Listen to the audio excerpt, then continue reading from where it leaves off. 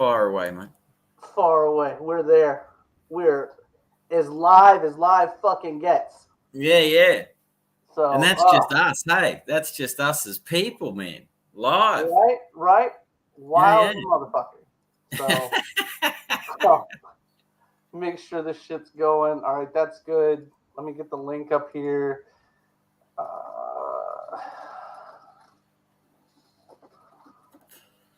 Pre-order. So you're hitting it now? Oh, it's already hit.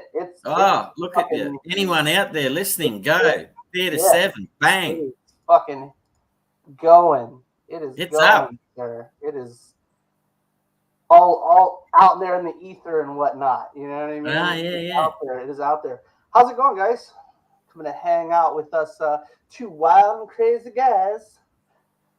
Yeah. Good evening, everybody. Like, no bullshit though. We're really, really excited about tonight. We're super thrilled about Theater 7. It is live now. I wanted to make sure that I didn't have to take away from the show to go click the button. What's going on, Eastland? Oh yeah, man, for sure. I think April's gonna hop in a minute. I know Devin is in the background drawing right now, which is unfucking believable. So I'm really, really excited about that, and we'll get you guys updates on what he's got going on. We're going to do some really, really cool giveaways, like unbelievably fucking cool giveaways, like a full set of the listener books we're going to give away. We're giving away some original art tonight, a whole bunch of really, really cool stuff. Because you guys so many people have followed the project, which is phenomenal. 89. It was 89 followers last I looked before we went live. So we're going to give away an original cover art. We're going to give away a original page art. We're giving away all kinds of really, really cool swag. But first, thanks for being here. Hanging out with me and Lee, man. That's the dude over there. That's the fucking guy.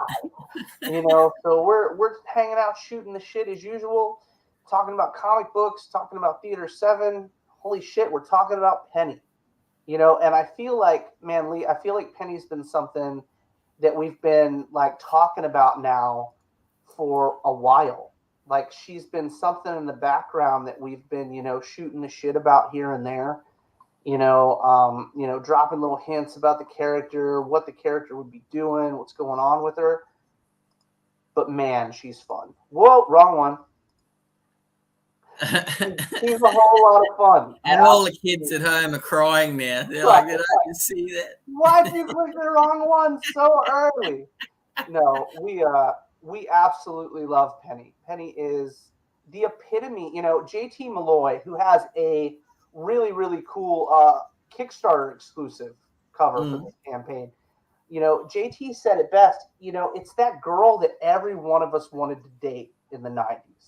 Like, she is that chick that everybody wanted to hang out with because she's fun, she's, outgoing, all those things. And I'm a big fan. I'm a big fan of what, the team has done with her. I'm a big fan of how they've brought her to life. Oh, there's April Reyna. We like April Reyna. We're going to bring her out on the show real quick. Hello, April Reyna.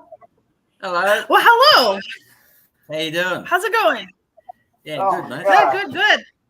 I just got done cooking, and I grabbed my measuring spoon to dump my caffeinated Crystal Light in, and then I'm crap. I just dumped like garlic in using that spoon. I'm like, nah, you know what? I'm a cheap ass. I'm not throwing it away. Yeah, fair enough. Why waste resources, mate? Things I do because I don't want to do dishes. I'm with you. I'm with you on that. But on cold days, dishes are surprisingly good because it's warm water, like say you're freezing and shit, and you like stick your hand in. I don't want to do this, but it's warm. I can't unsee that now. Like, I can't unsee that yet. Like, it is something that just does not leave my mind when I see April's cover now. The Texas candy. Yeah. And Houston's in the cum gutter. Yeah, there you go. Oh my gosh. Like, I can't unsee it. Like, I can't unsee it. It is so pretty though. Oh my gosh, what a cool homage, right? Fingers crossed that it turns out pretty when it prints. It's something different. I think it's going to be beautiful. There's something different about the way it resonates on my monitor versus when it comes off the print press. It's like, oh, for sure. If I would have known, I would have made it brighter, or I would have made more blue, or something. Yeah, but that's that. That's that. The what is it? The hindsight's 2020 shit, right? Oh, absolutely. Oh, yeah. There have been things I put in books, and I'm like, oh, where is that going now? I was sitting with JT talking about fucking If It Hops, and what's going on, Shawnee? I was talking to JT about If It Hops one night, and he was like, hey man, you got a lot of lore written about that book, right? He was like, because you brought up the Squirrel Wars, and I was like, Squirrel Wars, motherfucker. Yeah, I got a lot. It's all written down somewhere, and you can find it if we go look for it. But no, I mean, there are like 6 issues of that book written right now and edited, but that was one of those things that I was like, oh yeah, I'll get back to that, and we'll go talk about it eventually. Right. But he was on it, boy. He was on it. So I love that. I absolutely love that. I think that people look for that inner meaning, and that's so much fun. We've had conversations with fans and awesome folks about the fact that there are nuances to stories that they dig into further than we even dig into. You know what I mean? Like, these Neon Streets came about because I'm a fan. That's where these Neon Streets came from. The whole concept of doing all these short stories about characters that are not even relevant to the main cast of the story was literally because I always wonder about the characters in the background, who you don't get to see and whatnot. Now, with Penny, though, in Theater 7, it's a very different type of thing, because Penny is our titular character. She's going to be the one that's running through, running through the whole deal with, every storyline. You'll never get a story arc without Penny in it in Theater 7. And I think that's a lot of fun, though, because we're chucking her into these different worlds and these different experiences like it's nobody's business, and I love that you're bringing back 80s and 90s stuff, because let's face it, mentally, I never laughed. Real relevant. Right? Maybe rocking Pearl Jam and Soundgarden t-shirts. It's going to be fantastic. Oh, so man, good. I got a massive Pearl Jam posted behind me. It's like, yeah. Oh, yeah. I'll lose my shit if I put in a 9 Inch Nails homage or something. Oh my gosh. I saw Steph had done a couple of those Coffee Girls or Cover Girls with the 9 Inch Nails thing. I'm like, oh my God. And then of course it's oh my God. 30 days ago. All these different things that we could touch on and bullshit about. Lee Iris has a cover where she's got Calvin Klein underwear on Penny, but it says Kelvin Klein on the underwear, and they're just awesome. You know what I mean? There's, right now, the first story arc for Theater 7 is literally about. So let's dive into it before we get into that. Let's give you guys an idea of what Theater 7 really, really is, because I have bullshit and run around the bush about it, not really gone too deep into what Theater 7 is, because I've wanted to keep it so in the dark to you guys, because I've never written a comedy. I've never in my life written a comedy. So when Devin Massey came to me and he was like, man, I loved, your books. And the greatest, he was, I'm a big fan of his. So when he came to me and he was like, hey, I love your stuff. We should get together and do something. I was like, that'd be amazing. He was like, I loved BGD.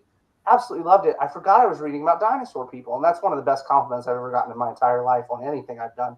So, but I was like, okay, well, let's do something fun. You're a lewd comedy guy.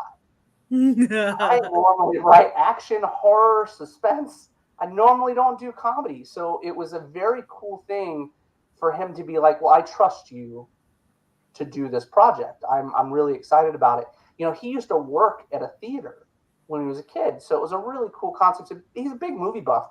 So I was like, all right, man. Well, I put the script together, and he came at me with this just such joy about the script that I could not. It was infectious. I didn't know what we were going to do with it or where it was going to go at first. And this was 6 months ago, 7 months ago. And I was like, okay, well, you like it a lot. And I love Cave Woman, absolutely love Cave Woman. So if you like it, we've got something. Let's run with it, And Theater 7 is about a girl in the mid-90s who lives at home. She's a young college student. She's a lot of fun. Penny's so great. And she gets this job at this local theater that's just been refurbished. It's run by an elderly couple and stuff. And what she doesn't realize is the theater is haunted. Now, the cool thing about Theater 7 is it likes Penny. It likes Penny and wants to send Penny on adventures and for her to experience different things from things she enjoys. So one of Penny's favorite movies is actually Return to the Future, our spoof on Back to the Future. So she actually gets yanked into the Return to the Future film. And the whole deal is she can't get out unless she stops Artie McSkeeto from fucking his mom. And I think it's great. I think it's just the funniest shit I've ever seen. Because the whole deal with the movie, when I was a kid, I was like, oh my God, he's falling for his mom. That is not okay. That's not okay. So, for us to be able to write something funny and spoofy about that whole deal was really, really cool to me, and some of the characters you'll recognize posters, you'll recognize things, and they may be spelled a little differently, but you'll recognize them. But there's a lot of fun things that we've done with this story. And it's not just this, there's a lot of fan service. Okay, there's a lot of fan service, but it's not all in your face all the time. She is legitimately trying to succeed in whatever she finds that she has to do to get back to her world. So, we do the really fun stuff. We really do. And the nudity fits so well because of Devin being a lewd comedic artist and writer. So it's fun to get down with that and to be able to show you guys this character that, again, like I was just telling Lee, every one of us wanted to date Penny when we were in the 90s. Every single one of us. And that was the funniest thing that JT Malloy had said to me about Theater 7. He was like, I got to do a book because I wanted to date that chick. He was like, that chick was the epitome of every dude's wet dream when I was a kid. And I was like, you know what? The metal balls, the Jinko pants, the tight band shirts. Skechers shoes. Yeah. Oh my God. Bands, globes, bands, you name it. yeah. That was it, man. Metal studded belt. Skating. Yeah, dude. That was the thing. And that's where the yin yang necklace comes from. And the the literal big baggy pants and her skateboarding on the Year the Blue Flame cover that Devin did, which is absolutely beautiful. I'm thrilled with it. But this particular book we've got out this issue in this Kickstarter right now. I think we've got 24 covers on this particular issue, which is the most we've ever done. And I'll say this, and I say it with all kinds of pride because I don't mind putting the money out for it. You know what I mean? Everybody gets taken care of. The coolest part about this was I didn't have to ask team members or go to team members and be like, hey, do you guys want to work on this? Everybody flocked to this story and was like, hey, we need a cover. And I'm going to tell you what, if people like April or Devin or Greg Bow or you name it on our team come to a book and they want to work on it, not just like the normal ethereal, hey, we want to work on it, but this, I really need to do a cover for that one. Make sure I get on that one. You know what I mean? There's something special there. It's a very titillating experience with Penny, Have you been working? Have you kept that joke just tucked aside on one of your posts? It's in my back pocket. It's seriously been hanging out in my back pocket for a little bit. What's going on, Thomas? It's been hanging out in my pocket. I've been ready to throw it out there. But I'm very proud of every cover that's come out for this issue.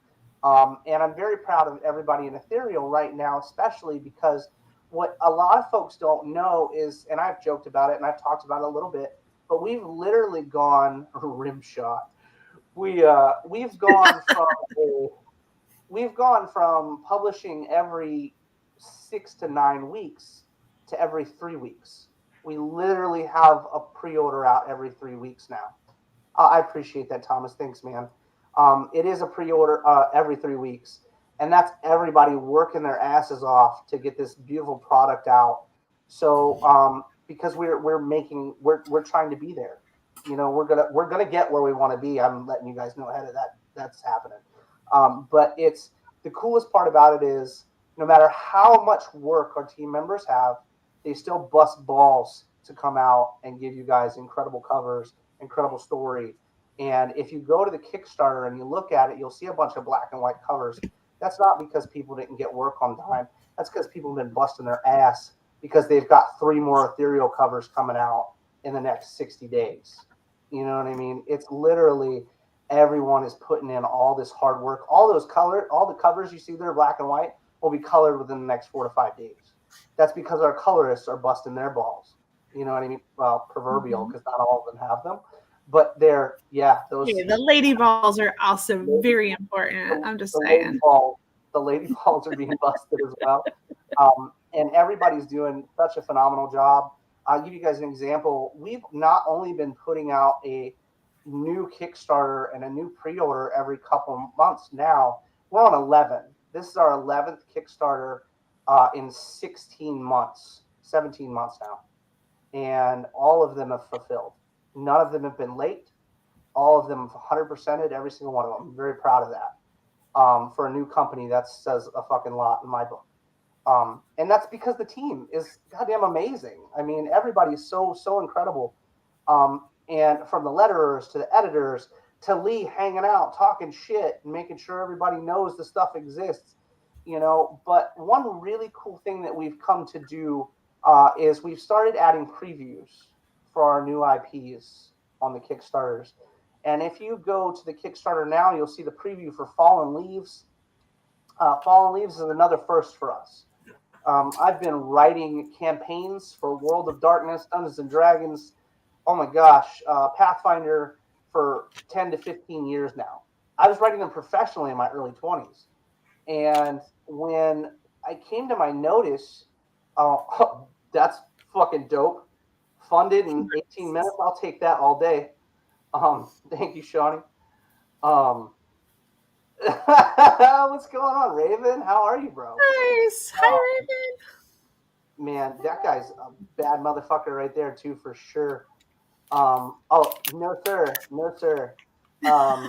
So, but what, you know, we put out, you know, man, that got all up in the feels right there for a second. But, you know, so Fallen Leaves is a fantasy, and we had not put out a fantasy yet. So that's very exciting for us as well. It's got your elves, your dwarves, your humans, your dragons, all kinds of fantastical creatures, your nymphs, your water elementals, all kinds of really fun stuff. Again, but it does follow the line of Ethereal. It is fun. It is dark. It is gory. Lots of stuff for the fans. I've been seeing so much elvish stuff cross my feed, like the universe is trying to make me do it. I bet. Well, the EILF thing that Steph Wilson started, I got you, Raven. My and when Steph was like, "We're gonna do an EILF book," I laughed. No, absolutely not. So act like Penny is my fantasy.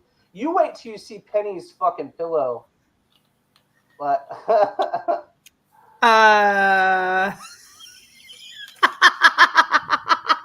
Raven's like, April just appeared. Someone's peeking. So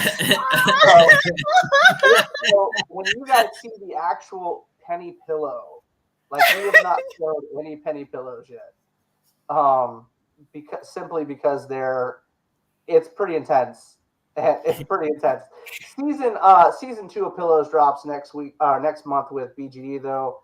You guys are gonna get some good ones. April has a fall pillow set coming out, and they're gonna be dope as well. I hope so. But Yeah. So Penny, oh my gosh, she can any kind of film that you can think of. I'm reading these comments down here. Makes me Any of the pillowcases, you guys, the next set will go out next month. Like I mentioned, there'll be 3 branded pillows. I appreciate that, Raven. You're always beautiful, man. So when we get into this, though, you'll get to see all these different things, like the different stories. Like if there's a '90s flick that you're into, you'll probably get to see Penny in it. And one cool thing that we're doing with her is, let's say April does do dirty pillows. She does fantastical dirty pillows. It's my and first time. I don't know that we've shown any of. I appreciate that. And to give you guys an idea, well, I've already shown you guys the pillows. So anyway, Penny gets to be pulled into all kinds of stuff, not just like live action films, but she gets to be pulled in cartoons as well later on. And the art style will change with the elements of the film that she's pulled into. Like if she got pulled into Roger Rabbit, she would be a cartoon character in the world of Roger Rabbit, dealing with everything going on. So that's cool. Yeah, it's a lot of fun. The first arc with the Return to the Future story will last for three issues, and then we'll get into.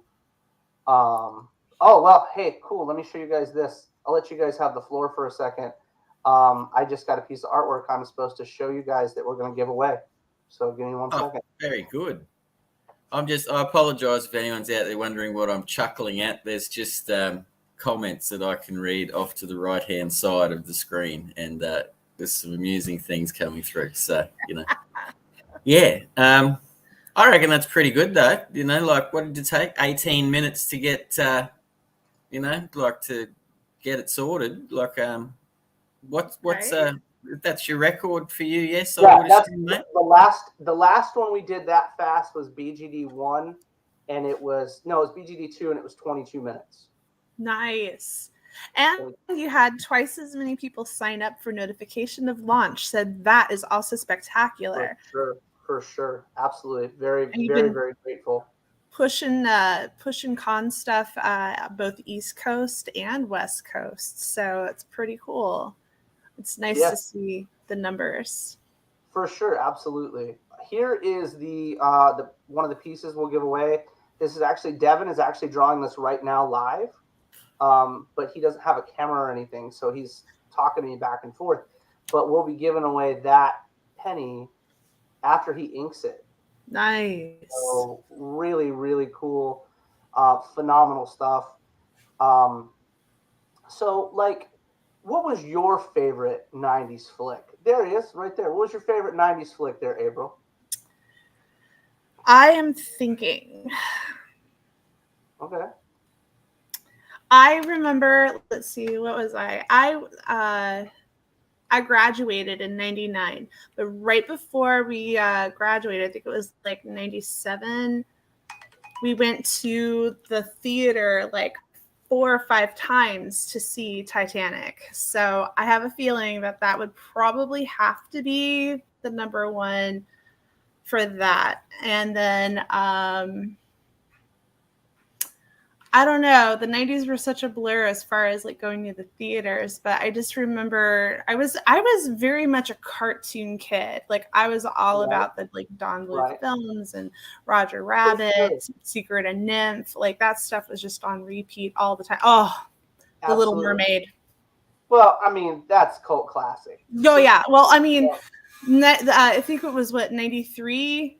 92 when The Little Mermaid came out. That was like revolutionary for me. So well, if they haven't shut me down for my tattoos by now, that's not even my worst tattoo. You know what I mean? So got Magneto and a little underboob there. they're all over. There's no hiding them. They don't. I don't even. You have to sign in so it doesn't make you the Facebook user shenanigans.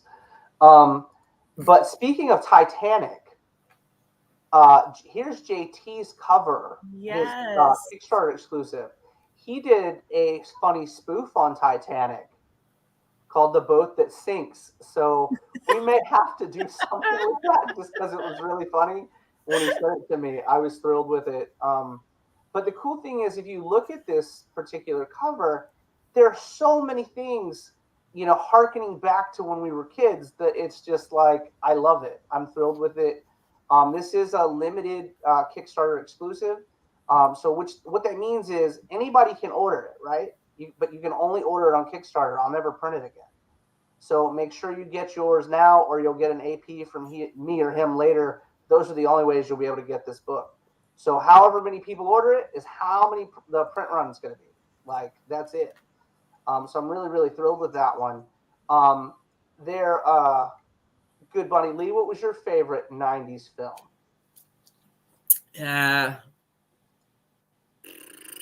Lots. I think I went through in an early 90s period because the family used to go out to the cinemas.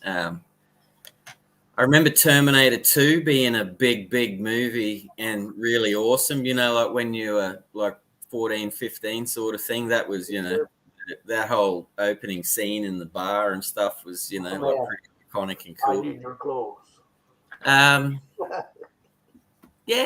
Mate, there were just so many, really. But I like lots of different movies, not just sci-fi stuff too. There's funny things that have grabbed me over the years. I think I saw Akira in the 90s.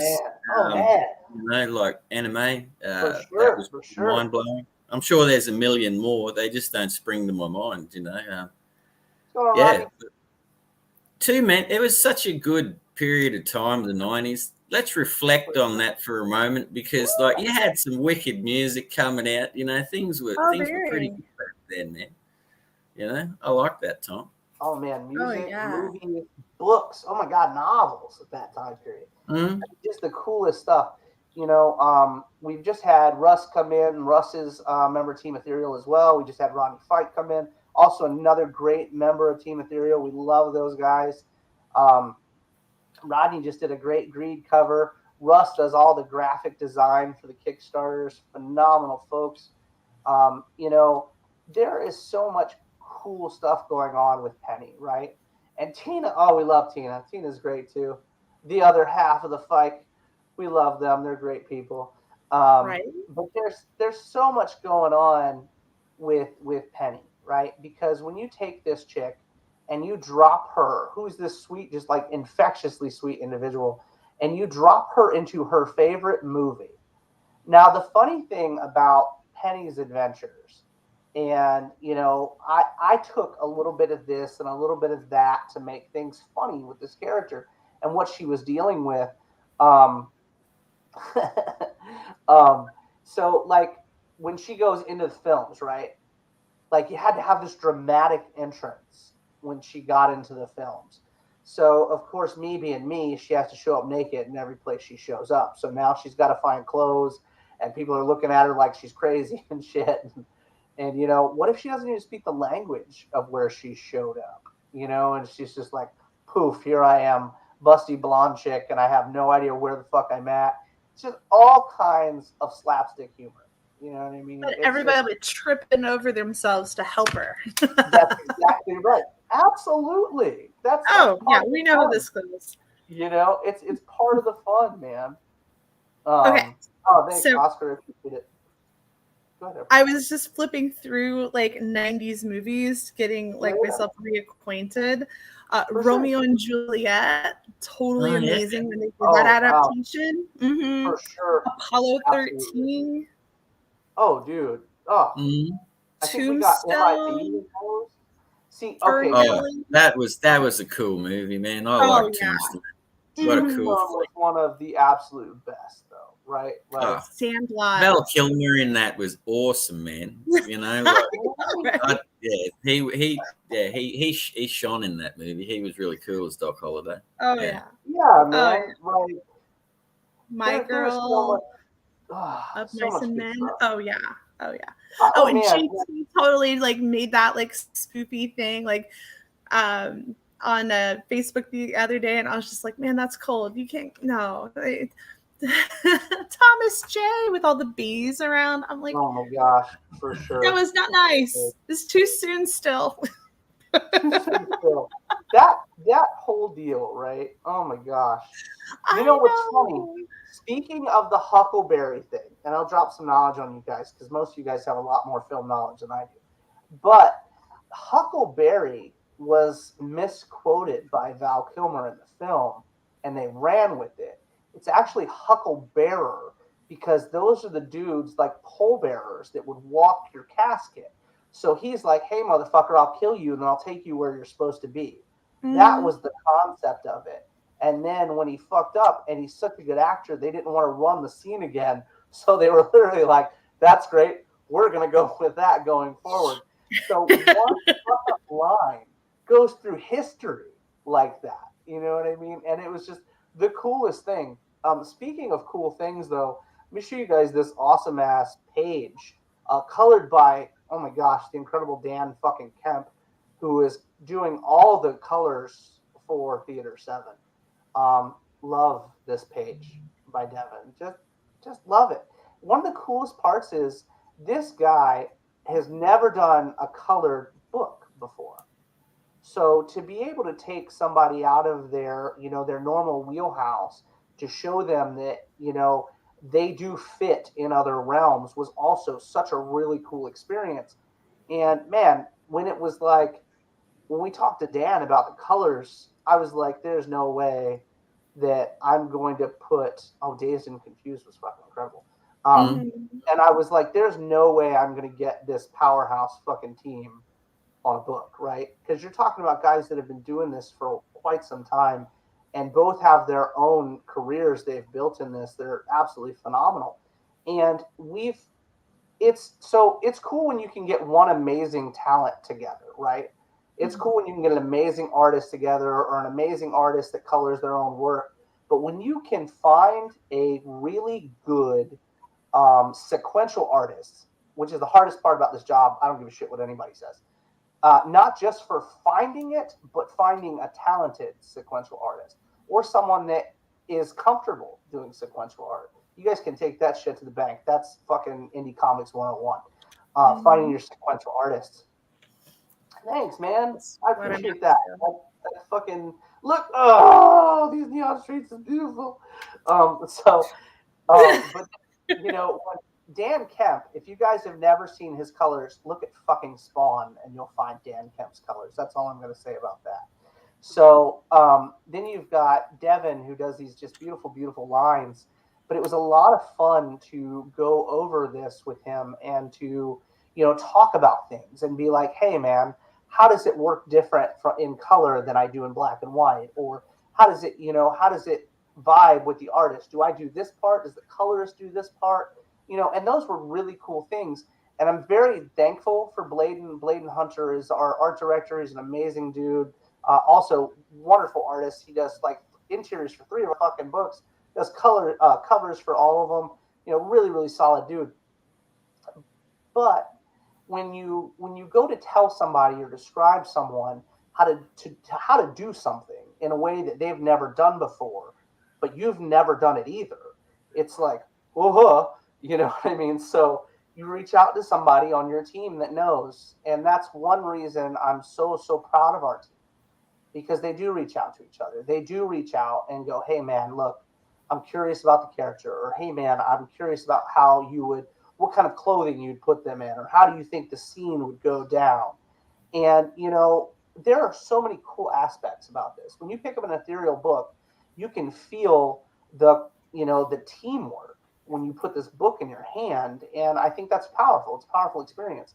When I was a kid, I used to get that from Marvel, right? You'd get that shit and you'd be like, oh my God, look at all these amazing dudes. And they're putting these amazing stories together and it's fucking incredible, And my goal has been to recreate that for the reader, to bring you guys into a beautiful space with people that give a shit about the product they're putting out. Absolutely. Yeah, thanks, man. I appreciate that. Like with all my heart, I appreciate that. But it's like when we bring people in, we keep people. It's like a job, and I say that all the time, and people don't quite get what I mean.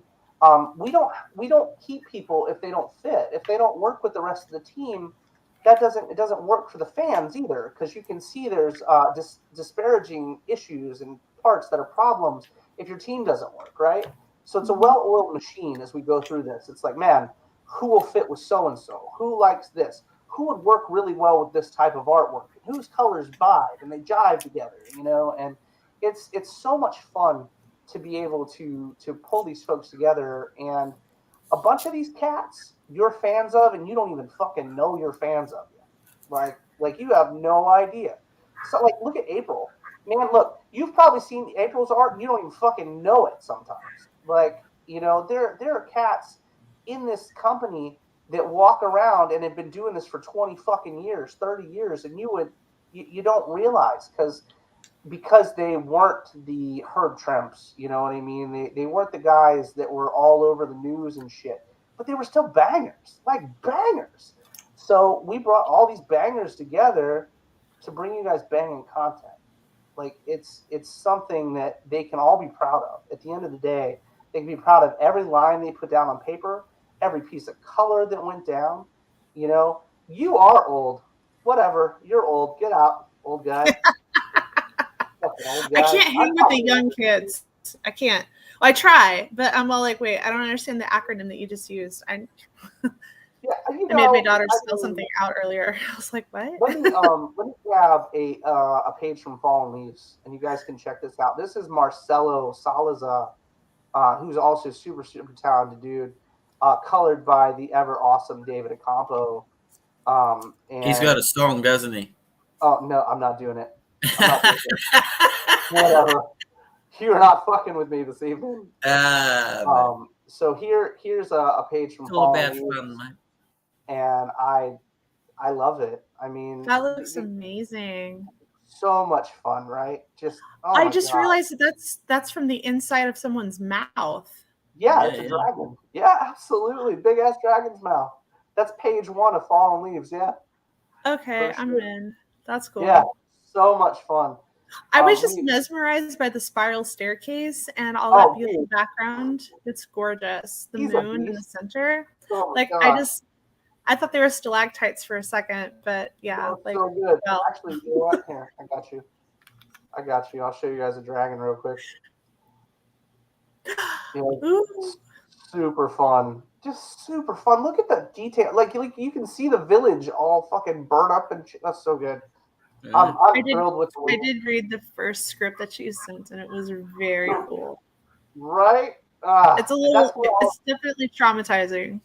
Yeah, awesome. Yeah, I thought so. I had to, when I wrote Theater 7, again, I jump back and forth because I'm writing issues all the time and shit. Like I work now probably more than I did my normal job before I ever started fucking writing comics. But that's working from home, and that's also entrepreneurship. I'm about it. Well, not as much as I don't work as much as I did when I owned a comic shop, but I do work damn near as much as I did. Not as much, but almost. But there's this, when I wrote Theater 7, again, I had never written a comedy before, so it was a very new world for me to step into, and I'm thrilled with it. Fucking so proud of it. So, but then when I turned around and started writing Fallen Leaves, I was like, oh my God, that's like a palate cleanse. Like it was like a real palate cleanse. Like it was like this is getting back into my normal groove, like it was like, okay, cool. I can write about motherfuckers chopping each other up and, crazy, heartstrings pulling events and shit like that. Writing the happy stuff was weird for me. You know what I mean? So hopping back into Fallen Leaves was great. It was almost like jumping into a pool of cold water. And it's beautiful. Like the whole story's beautiful. The whole deal with that issue is you don't have a main character in that issue per se till the very end of it, which is great, which is so much fun because it gave us so much freedom to work with these characters. It really gave us a lot of freedom. And issue 2 is fucking balls to the wall. I am so excited. And April was one of these people that has gotten me to realize that I use a lot of female anatomy. So I needed to start using some male anatomy. So I have this really awesome druid character in Fallen Leaves, and he's great. So you've got like 4 main character females. It's like a harem type of book almost.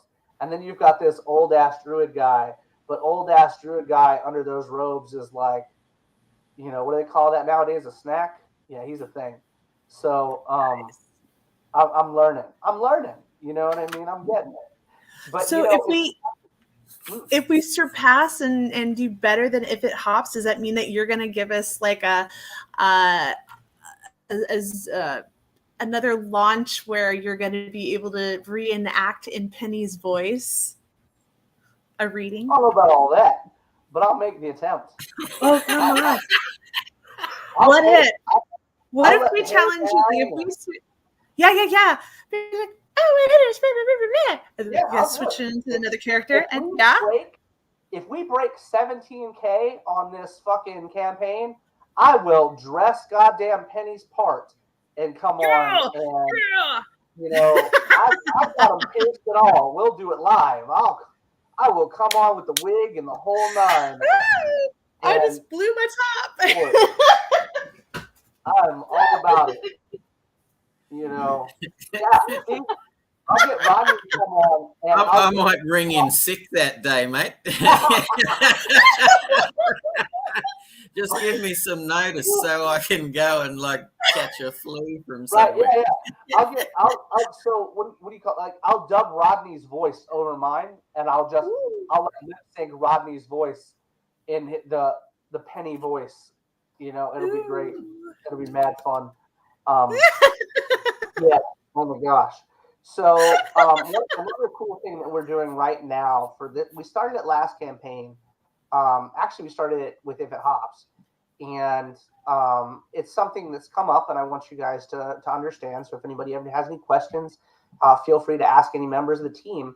But I had a friend come up, and he was like, I haven't got If It Hops yet. And I was like, okay, well, one thing I want everyone to understand is we do a 3-month pre-order.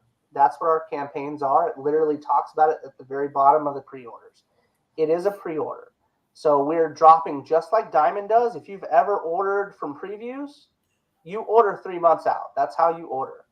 So what we're doing is we're creating these entire projects and then dropping them monthly. And that's the coolest part about what was going on right now. That's actually why we're dropping 4 books in November and December. So we can get our release schedule in such a good way that you guys later on next year will get 2 books a year. Or 2 books a month, sorry. We're literally pushing to 2 books a month next year. So right now, starting this month in August, you'll get a book. Then September, you'll get a book. October, you'll get a book. November, you'll have a book come in. December, you'll have a book come in. January. And that's how all our releases are. But we had to start somewhere to stack these releases. And one thing that is different about us than most other companies is all our product is done. It's done by the end of the campaign. So we're literally, before you guys' money even comes out of the bank, the books are completed. Now we're just editing and we're making sure that we're, getting everything right and everything's the best way we can make it. One key part of that is we've started doing, it's been, since If It Hops. With If It Hops, we added it was BGD. It was BGD 2. We added 8 additional pages to the book. 8 full fucking pages of art and story. No extra cost to you guys. 8 full pages, which is like $1,000 out of my pocket. Just so if anybody's curious about the math, that's about how that works. So 8 full pages, okay, we've added to the books at no cost. So, and we got such great feedback from the Stitches storyline that we put in the back of the book that we started making that a stretch goal every time. So we literally are going, okay, well, here's the next book. If we make $8,000, we'll add 6 pages to it. If we make $10,000 for this book, we'll add 6 to 8 pages to it. You know what I mean? And those pages now, because we've hit them all, and we've hit all of them. So because of that, we've started doing them early. You know what I mean? So right now, I've already written the additional pages for Theater 7, I've already written the additional pages for Fallen Leaves, just in case when we get there, you guys will get them. You know what I mean? And I think that's something that we all need to take into account when we're putting the books out. You'll also find that I'm constantly updating our Kickstarters. I'm constantly going, hey, look, we just got the books. Like, we just got the trade paperbacks in for the listener, and they're beautiful. They're absolutely beautiful. 4 full pages, or full books, plus Gee's journal. I think it's like 150 pages in those trade paperbacks. I mean, they're fucking stunning. And so we're just, in that time period, we're making sure that everything is correct. It's still faster than anybody else right now. It's still the best looking shit on the market. I'll go to bat for my team all day long, and it's not cocky. It's pride. I have it. I have right to be proud of all these amazing products, and you guys can take pride in it. You guys can take pride in the fact you're paying $14.99 or whatever it is you're paying to get a copy of an ethereal book, because you're going to get great story. You're going to get great art. You're always going to get what you pay for. All our books are cardstock at a minimum 24 pages from front to fucking back. There are no ads in an ethereal book. No fucking ads whatsoever. I don't ship media mail, And one cool thing that you guys are getting right now that folks in the future will not have the opportunity to get is our brand new cards. We started them with If It Hops, and the cards that come out of the Kickstarters are all Kickstarter exclusive cards. You guys are getting them for free, you know what I mean? But the other groups of folks as they come in later won't have the opportunity because they're Kickstarter exclusives. Now they'll be able to buy the card packs, which we're working on right now. We just signed a great deal for amazing packs of cards. I'm really, really excited about that. Speaking of signing deals, we just got everything situated for our statues. The first statue will be here by the end of this month. I'll show you guys all that. You guys will get to check that out. And then you guys will get to do pre-orders on those bad boys. Like, what the fuck? That's cool as shit. And then next year, action figures. Fuck me. That shit is coming. There's all kinds of really, really fun stuff coming out. And it's because of our fans. It's because of our families. It's because of our friends that are there and are, conscious of what we're doing and are, putting up with all our shit as we work these late hours. Gregbo last night was up till like 3 a.m. talking to me about, and I wasn't even awake. He was talking to me while I was asleep, sending me messages about this amazing cover that he just did for Theater 7.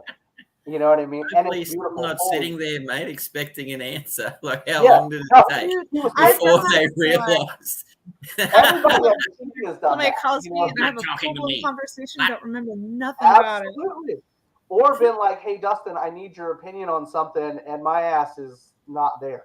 You know what I mean? I am totally not cognizant whatsoever, and people are still talking, and I'm just like, oh, really sorry I didn't catch any of that. I apologize. She may very well have a kung fu grip. She just might.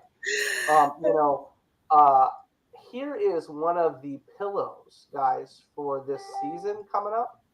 Really, really beautiful stuff. And this is Bladen Hunter, like I mentioned. He is our art director. But there's his pillow uncolored for the next season. Beautiful. She's actually sitting up against glass on both sides. So you guys will get to see that. David Acampo is coloring it. Really, really happy about it. April has done something very cool in the fact that she did a sideways pillow. What the fuck? That's cool as shit. Was not expecting anybody to do any of those. Holy shit. Mitch did one too, guys. Are you guys, holy shit. I'm not going to give this one away on the show tonight, but I'll show it to you. Wow. Damn. Mitch is in game too. So Mitch Massey, guys, is Devin's brother. Those two are both like ridiculously talented. Like one family should not have so much fucking talent. Like, right? It's ridiculous. Here's Mitch's that he just sent. Like, nice, dude. That's adorable. Like, it's adorable. Like, she's got the tape from the fucking film wrapped all around her and stuff. Like, wow, man. Like, he's super talented. So you guys will see him in a lot of covers going forward. Beautiful, beautiful stuff. put them on the glass. Put them on the glass. You know, and there's, like I said, I'll give you guys a little lead into the next arc we're doing. And there's so many innuendos. We've got so many innuendos about the new one. Is like film tentacles, exactly. we all know about the tentacles, Jeff. Speaking of tentacles, so just watch. You're gonna see that it's the state of Ohio or something. Oh no, you're gonna do a different state on your next cover, right? That's what you're gonna do. I love it. We need to do that. Like, not even like make it, not even like talk about it, but just like put a state in there on each of the fucking covers. Be like, is that Jersey? It might be. It's kind of like a shape, like carved into it. Never mind. Anyway, so, you know, well, that's Inktober, or no, Kinktober. You know what I mean? So anyway, but I was like, when is this pillow being released? the next get it out. Clear your throat. The next arc for Theater 7 is actually called Big Snake, and I'm going to leave you guys with that on what that's going to be about. So I'm really excited about it. It should be a lot of fun. Penny will actually have a crossover at the end of the year that she'll be crossed over with every other character from Ethereal when we put out the art book, when we put out the Christmas book. It's going to be a lot of fun. Now, April has got some really cool stuff going on with us right now. And she's actually working on it right now, is These Neon Streets. We talked about These Neon Streets earlier a little bit. It's such a passion project. Like, it really is such a really cool project. I've looked at this project like it would be our annual every year. And it's a way for us to, as we grow and we expand, it's a way for us to bring in more talent. It's a way for us to bring in other writers. It's a way for us to bring in other artists we may or may not have used. Like, look at Ed Garcia. I had not even put These Neon Streets out yet, and I got his pages, and Joe Bladen was looking at his pages, and it was so apparent that he was definitely part of our team. You know what I mean? Before, we hadn't even dropped his earliest stuff. Lo and behold, he did Greed, and he's on Greed full time. You know what I mean? Because his pages were beautiful. So we're running this particular book in a way to almost show people to you guys, show you guys new talent you may not have seen. Like April, we all love April's colors. Like, we all love April's covers. Like, they're beautiful. But to see her do sequentials is a very different thing. And it's something that she has wanted to get into. And I'm very excited to help her do that. I'm very excited to see this amazing thing that she's done. But not only is she doing a short story, she's working with Chuck Pennell on this short story, which is great. You know, and Chuck's an amazing writer. He's really, really fun to write with. And, you know, we've got these different stories from different writers and different talents that are coming into this anthology. But I was like, you know, let's do it different every year. We can bring on different folks and show you guys different talents you may not have seen or may not have heard of. And, you know, and if they work out and if they do well and you guys enjoy their artwork, we bring them on, you know, because another thing that we may not have talked about or you guys may not have heard is I own another company right now. You know, I own Ethereal After Dark right now. And I've just hired a manager for that company. And books will start coming out of that company in the next 6-7 months. You know what I mean? It's something very, very cool. But they're all really, really dirty books. And I don't do really, really dirty books in Ethereal. So really, really dirty is going to be an Ethereal After Dark. And you guys will have a lot of fun with that. I'm going to have Lee writing stories for that over there. You know, he's going to handle all the super dirty books. Actually, Lee's got some stuff going on too we're very excited about. Lee, you've got like 90 different projects going on now, don't you? 90? No, I've trimmed that back to 85, mate. Oh, right so, on. You know, right on. Like my beard. No, I wasn't going to say anything. I was just going to. Yeah. Yeah. I had to check if I still had a neck, mate. You know, like, you know, I was getting a bit panicky about it there for a while. I hadn't seen it, so I thought, you know, I'd better make sure everything was in order. I was just rotating my head on my shoulders for a bit. Yeah, no, always busy, mate. Doing my thing. Got plenty of drawing to do. So it's hopefully smash out, finish up 3 pages over the next couple of days for a few little projects over here. So yeah, looking forward to that. The sun is shining, mate. It's a lovely day. Everything's bright, mate. Happy over here doing my thing. So I absolutely love doing that, man. Love comic books, mate. Beautiful medium. Love drawing. On a side note about it's Theatre 7 related, had a most unexpected and very enjoyable conversation with Devin Massey about a week or so ago. Absolutely. Yeah, I was sitting down here drawing and he just said g'day and went from there, and next thing we're talking about artists, things that motivate us, things that have inspired us, and different little anecdotes and stuff like that. And it was very, very enjoyable because he's Dustin's obviously a man with lots of cards, and one of those cards this evening is a Devin Massey original who's tucked away in the back there. There he is. Oh yeah, for sure. No. So this one will go to somebody that's been on with us this evening. This is actually page 1 of. Holy cow! Let me see if I can. Sorry, I'm trying to get used to my new screen. Yeah, so that's page 1 from Theatre 7, and that'll go to somebody tonight. So. And why wouldn't anyone want that? Man, I'm having a hard time, even letting that one go, but it's very, very cool.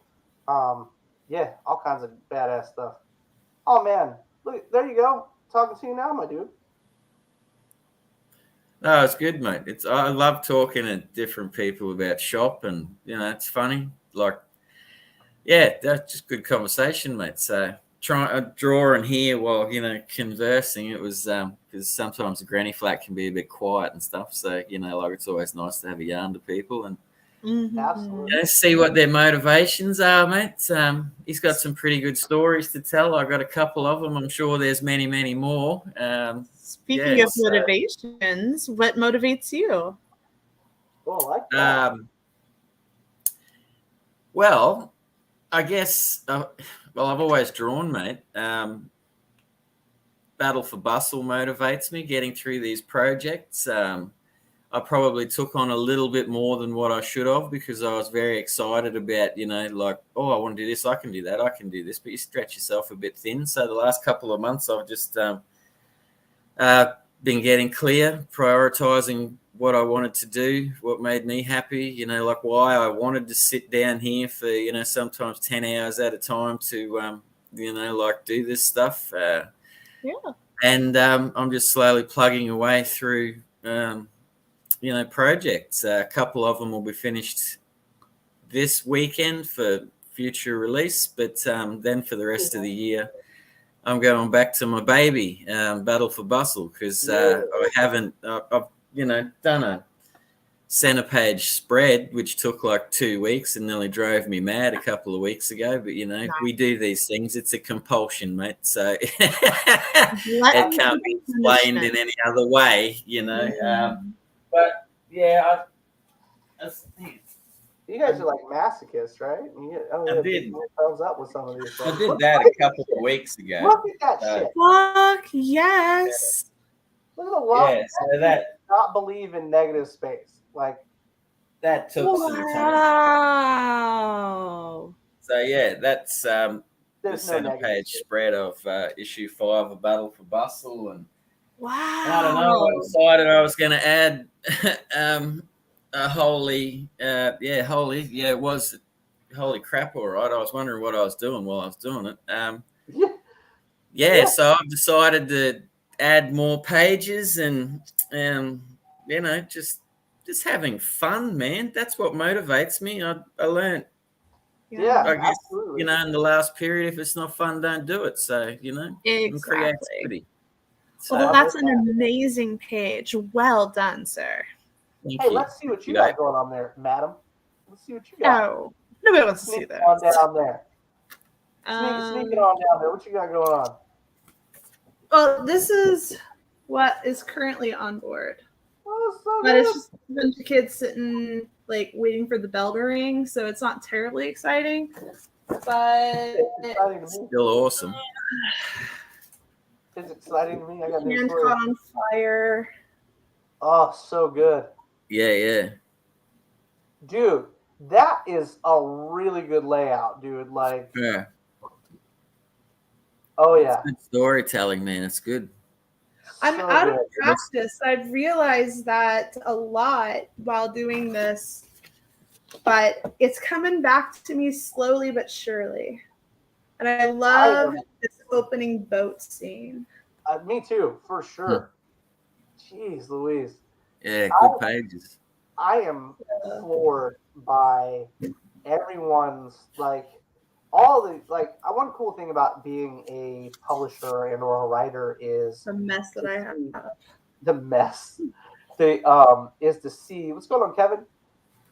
Is to see everyone's what they bring to the table and bringing these characters to life, right?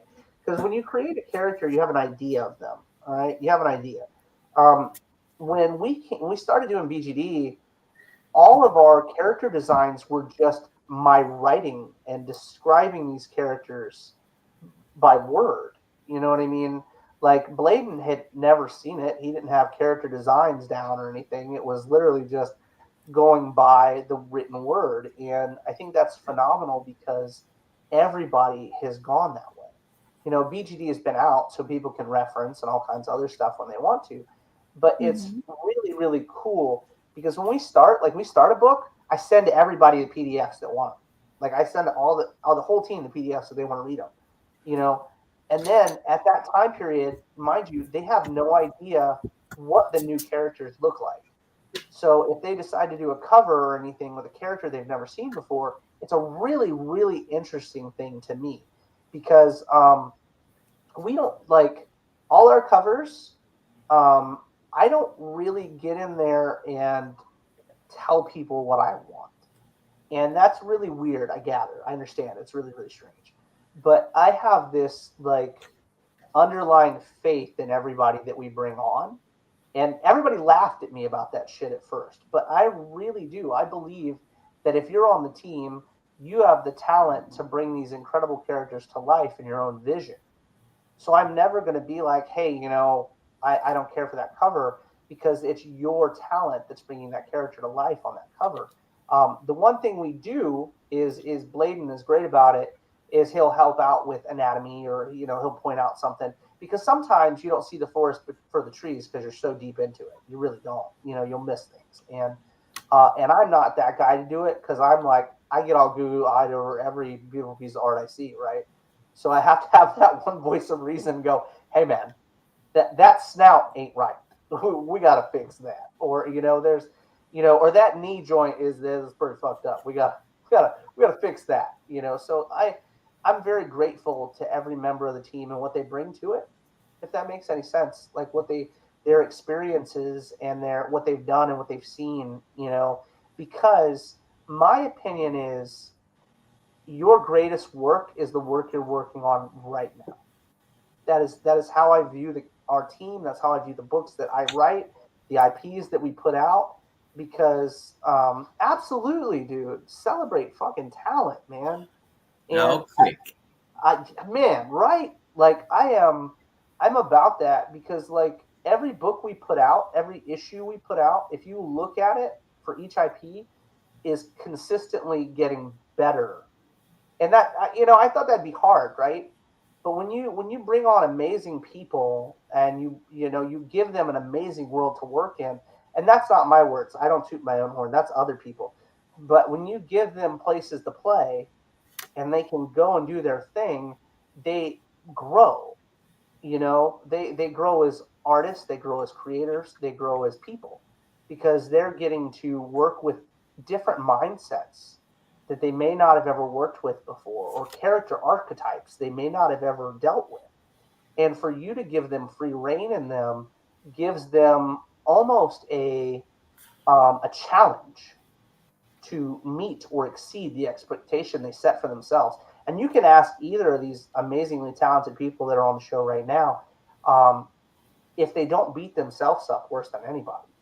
You know what I mean? Because as an artist, I feel like we destroy ourselves well before anyone could ever say anything negative. Like, well, oh, that's a piece of shit. I gotta rewrite that shit like 10 different times before I send that to somebody, because that's just straight trash. You know what I mean? And I truly think the first day of any project is always going to be the hardest day. Right. And every time that you go back to that character, every time you go back to that script, every time you go back to that story, you pick up where you left off, and you get better and better, and it's easier to slip into that headspace after you figure out where you're going, the direction that you're going, knowing that it's coming to it's the light at the end of the tunnel kind of thing. And it's the first day is always going to be like the hardest to get back into something. And then once you get past that hump, the next day gets better. And then after that, it gets better. And backsliding is not a big deal. But once you develop Penny, she's going to be easier to like figure out what movie to go back into. Once you have the issue written and you know her voice, you'll always be able to like tap back into that and talk to somebody and be like, oh, now I know where I'm going with it. For sure. Yeah. So I write differently now than when I started. And I think that's to be expected, right? So when I first started putting out The Listener, I was literally putting out the story verbatim how I saw it in my head, right? Like, and it was great for that particular story because I had heard they were all from stories that I'd been told is in when I was younger. You know what I mean? So, but when you got into BGD, I remember, man, I can't remember who I was sitting with. But they were like, man, can you hear the characters? I was like, what the fuck is he talking about? Hear the characters? That's some fucking voodoo-ass bullshit, and I've never heard of it. You know what I mean? So then he was like, try writing a book with no dialogue, and then going back and putting in the dialogue after you've seen the pages. And I was like, shut the fuck up. I'm not going to do that. So then when I did BGD and I sat down to work on it, I literally did that. And that's the only way I write now. It's the only way I write, because it's a very interesting thing when I can write down on a page what kind of expression I want to see on a character's face. I can write down how I want to see it, where their arms need to be at, how they want to be sitting. But I've gotten so comfortable with my characters, and I've gotten so comfortable with our teams that I can give them a concept now and a mood almost, versus going in and holding someone's hand and being like, put this expression here, this foot here, this hand here. All I say is panel by panel what I'd like to see in said panel. And that's, to me, is so almost uplifting and freeing as a writer, because now you're getting to give these individuals almost control over characters that you share. And that, my friends, is where you get the investment emotionally with the individuals and the team members that you have, because now they give a shit about what they're putting on the paper. Because now, man, I love Ricky. I love the shit out of Ricky. You know what I mean? But Maya is everybody's favorite. I mean, as much as Ricky is my go-to dude, he's my brand ambassador, you know what I mean? It's still Maya is the one. And Maya is the one because of the fact that she's relatable. She's very alive. She's very, very alive. You know what I mean? And that's a cool thing for people to be able to come in and be like, man, look, I breathed life into this character that all these other people are feeling. Can you imagine what Romita Jr. thinks when he gets to work on Spider-Man? I mean, I'm not a fan of the artwork, but can you imagine what it would feel like to get to work on Spider-Man? You're literally coming in there and going, oh, man, everybody else has set the stage for this. And I get to be on stage with all these incredible folks. That's the life that I'm talking about. And that's what you get to give people when you all care about the characters you're bringing to life, because now you're not only putting your heart into it, but they're tapping into their heart, how they feel, and what they want to see out of this character. I almost fucking killed Maya. All right, I almost killed the character off, and she was gonna die in like issue fucking 6, and it's crazy to me that we're about to be on issue fucking 3 already, right? But I almost killed her, and I remember Bladen was like, "I'm gonna walk the fuck out if we kill her." Like he was like, "I'm not doing that shit. I don't want to kill that character. I love that character. Everybody's about that character." And I was like, "Yeah, but the fan base, they'll vibe with it. They'll feel it. It'll be an emotional thing." And he was like, "No, you gotta be the J.J. Abrams of comics." Yeah, he was like, "It's an emotional thing for me, and I'm not killing that chick. She's not going fucking nowhere." And I remember thinking it was the coolest thing because this dude that is now like my right hand fucking dude is like the literal like not like my Dutch Rudder type right hand dude, but he's he's not my art director. He's a great guy. Well, you're my battle buddy. You keep laughing. You do all That's true. I just had this image of like that scene from Misery where Misery can't die. Jesus Christ. Heather's gonna be like, "You didn't come home after con. I don't know what happened." He fucked up and wrote some shit I didn't want to see. I got to see an early screening, and that motherfucker had to go. Somebody else. Somebody that shit. Yeah, okay. Make sure you pay for my fucking kid's college after you knock me off. So you'd still be able to write, but just what we want. Yeah, exactly. Yeah. He wrote the wrong letter. Shock his ass. Fucking get him. Make him eat that fucking hot nacho chip again. Get his ass. That shit sucked. If you guys ever want to watch something really funny, go find that goddamn video. I about died, and then I stuck my finger in my fucking eye, and that almost killed me. Strange though we started talking about Misery with the passing of Mr. Khan yesterday. Oh, well, you know what? I saw that like an hour ago. Paulie from fucking Sopranos just fucking kicked the bucket. Yeah, like just kicked the bucket, like a couple hours ago. Really sad shit. He was my favorite fucking dude on the show. But yeah, no, I walked around with a goddamn glass of milk on my fucking eye like this for like an hour and a half, thinking it was gonna do something. Like, eyeball wide open, just looking into fucking cow juice, trying to fucking not die. How did that work? Yeah, didn't work at all. Okay, decided to ask. That was almost as bad as cutting up jalapenos and then going to pee. That was pretty tough too. Okay. Don't recommend ever doing that one. I was doing Serranos and I like touched my eye and was like, "Oh, too close, spicy eyes." Yeah. Yeah, no. Danger lurks everywhere. Oh, yeah. Especially really like Taco Bell or anything when you go to cons, and that's terrible. Love me some junk food like that. He won't let me go to Taco Bell whenever we go to shows anymore. But I won't be able to go out. I'll have to stay look, that manager's button was barely hanging on. Isn't that worth it? Oh, that was funny. That was the funniest thing. Eyes up here. And we had pulled up to this Taco Bell, and like I swear to God, this chick like pulled her stuff out and like was just like leaning over into the car, and I was you like, need some hot sauce? Why, yes, I do, honey. I don't need any of your sauce. Just give me my tacos. Yeah, super awesome situation. But yeah, no, we have plenty of fun con stories. Oh my God. Exactly. I don't know what happened back there, but make sure Gus is okay. He just got home and he started chasing Mouse through the house, and she really wants to watch Ghostbusters. And right on. Okay. Right on.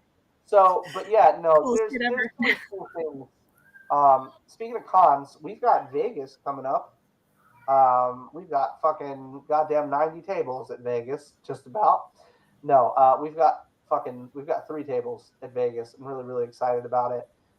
You guys will be able to find us. Speaking of a cover that I haven't shown you guys tonight, speaking of Vegas and stuff, Steph Wilson's going to be at Vegas. If you're a Steph Wilson fan, you guys will get to see him and Carrie Ann. They are such great people. He did this beautiful cover for Fallen Leaves, and I'll show it to you guys. There's also a wild version of this cover. Watch it not want to load. Oh, there we go. Just awesome. Awesome. Like, I even got him to do a background. What the fuck? I mean, super, super fun. All of that stuff, Wilson, Carrie Ann, way of doing things. Yes! Shawnee's going to Vegas. Vegas is going to be so much fun. I gotta talk to Gus. Oh, Gus.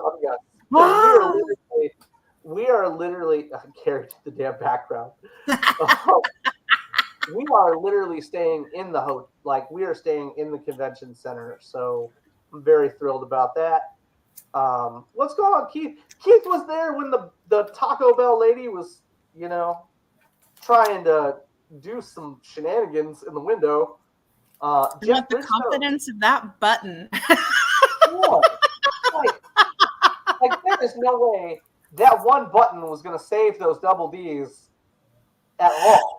Like, oh my God, there was no way. That Keith knows those puppies were trying to fight the button. That was awful. Free stickers to those who can find the funniest Taco Bell sauce packet. Oh, in yeah, Vegas. I'll do that. Bet money. If you guys can bring me at the table the funniest sauce packets, it's like Cards Against Humanity. It's Taco Bell against Ethereal. Yes. Show up to the Ethereal tables and either give them to my wife or give them to Lee Iris. If April's there, give them to April. We will shower you in stickers and swag for the best fucking Taco Bell sauce packets. I was behaving when I said that, but I'm really respectful dude. So I'm just like you're about to poke my goddamn eye out or something. It is a shame. It is a shame that you were between us and the card machine. Yeah, dude, Poor Lee. Sorry. They were not I don't know. It was like Danger Zone, you know what I mean? Like Danger Will Robinson type of shit, you know what I mean?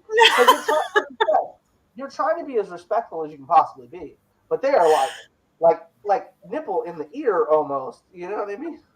Yeah. And then I got him in the back seat talking all kinds of noise. Like, did you see those things? Yeah, motherfucker. I could not have missed them if I wanted to. Do they have those hot apple pies here? Terrible. Lee, you gotta come to the U.S., man. Do some shows with us. We have a lot of fucking fun. Man. We have so much fun. It'd be an eye opener. I can, from the sounds of things. Something opener. It'll open something in your life. You may not want to close it, but. Speaking of fun things and awesome stuff, let's see where we're at right now. We're at $2,003 with 33 backers, guys. Well done so far. That's awesome. Having a few drinks does not hurt us in the least. It actually makes it easier for us to accomplish things, believe it or not. The women have bigger boobs after I've drank. Is that a fact? I need to figure that that is a fact. Oh yes. Oh yes. I I don't know. It was the only time I've ever been asked to. No, draw them smaller. Okay. True story. Mm-hmm. Well, I had we just brought on he's an incredible dude. We just brought on Jonathan McDaniel. Really, really talented guy. If you guys haven't met him, I'm sure you'll see him before long, but his stuff is absolutely beautiful. But talking about beautiful covers, let's check out this fucking Gregbo cover, guys. This is, oh my gosh, dude. Did you get it in color? Gwen's got it now. It's like right on her desk, but that's my favorite so far. Yeah. Like, bro, look at fucking Dr. Grant back there above the BMW. Like right next to the T-Rex's snoot or snout. Isn't he driving in reverse? Yeah, yes. So fucking I'm a huge fan. Oh yeah. If you guys haven't figured out the thing with the dinosaurs, funny enough, you won't see dinosaurs on the interiors of Theater 7, just so you know. Because I refuse to put Devin through that because he does dinosaurs all day, every day. So I refuse to put that man. Pop into Houston next week. Man, Chuck, I mean, dude, so. Yeah. I wish, man. I wish I could. Yeah, oh, Keith, you'll be able to get them, man. No worries. Oh, thanks, Joe. I appreciate it. Oh, it was an awesome cover, Devin, for sure. This book, like I mentioned, has the most covers we've done yet. Thank you for No Dinos. Yeah, man, you're so very welcome for No Dinosaurs. I write enough dinosaur stories that I don't need to bring you in dinosaur stories. You know what I mean? There are so many dinosaur stories that we put out. Speaking of dinosaur stories, actually next month you guys will get your pre-orders up for BGD issue 3. And that is the most emotional, story-driven book I've written since issue 2 of The Listener, and that's saying a fucking lot because issue 2 was goddamn rough. Dude, thanks, Matt. I appreciate you, brother. There's a lot of beautiful stuff in there. So if you pick them all, Matt, one cool thing about what you picked up, dude, is you get a piece of original art in that. So really, really dope. Anybody that picks up the what the fuck is the tier called now? Now I can't even think about it. Anybody that picks up the best seats in the house, they get a original page. Nice. Each of those kits, if you guys pick those up. I'm really, really excited about those because they're beautiful. I have this opinion, and it's not everybody's favorite opinion, but it's definitely my own, and I stand by it. When I was a kid, and even into my 20s, collecting comic books and stuff, I never had original art because I couldn't afford it. There was no way, shape, or form I could afford original art, especially published art. You know what I mean? Fuck you, Keith. Anyway, so yeah, I couldn't afford it, and I didn't know anybody that hung out in my circle that could because we were all paying for college, we were all busting our asses, whatever, what have you, or having kids in our early 20s, which I didn't have till my mid 20s, but some of my friends had them early, but we couldn't afford it. And now that I can, and now that we have these beautiful talented artists and talented great covers coming in and great pages coming in, I always roll them right back into the business because I feel like that it's not only growing for our artists and our art team and everything else, but it's getting the fans closer to the product and closer to the brand. Because look, man, let's face it, $300 for a page of original art, that's a fucking car payment. Let's be real. That's a car payment. If you go onto the Kickstarter right now, you can find pages for $150, $100 to $150, which is as cheap as I can possibly put them out. You know what I mean? But that's an original published piece, and especially going in right now with these are Devin's pieces. There's a piece of April's stuff in there too. April's beautiful cover art is in there. $200 gets you that amazing, fancy, swaggy penny candy artwork. And she's basically a blank canvas, so it could be customed in case you actually want candy in the shape of a stage. Or actual nips. So it can be customed. We love that. So make sure that if you guys pick up April's original art, you reach out and say, hey, Dustin, I'd like some stuff added, and then we'll work something out. That's really, really cool. And then you've got one thing that we've done right now that we've flipped up as well, and we did our last campaign too, is our buddies over across the pond. We've made sure that anybody overseas can pick up the books too.